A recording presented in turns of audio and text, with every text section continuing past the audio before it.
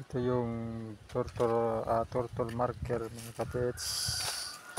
Pag makakita kayo ng ganitong marker mga katits, direksyon po nito ay papuntang norte. So kasi ito pong ulo niya mga katits, ito may malaking butas. Ito yung mata niya at saka yung sa back, sa ano niya, sa likuran niya mga katits, may arrow. So ito mga katits, yung arrow niya.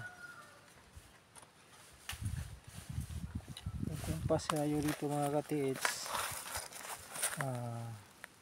pagpanorte po mga katits, yung direksyon niya ay dito. At saka yung mata niya, ito, dito nag-intersect yung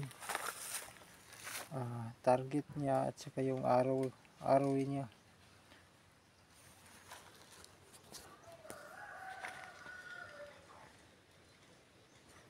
Lakas yung mag-detect mga katits, oh.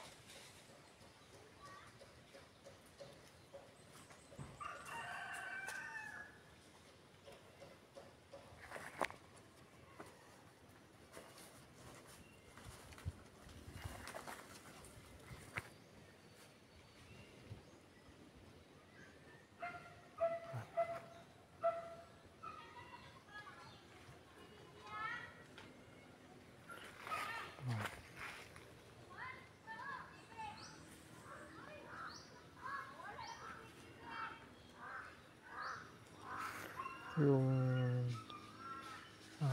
Japanese one natin na maliit na katits, sobrang lakas nito mag-detect kasi maliit lang siyang rod na ginagamit mga katits, oh.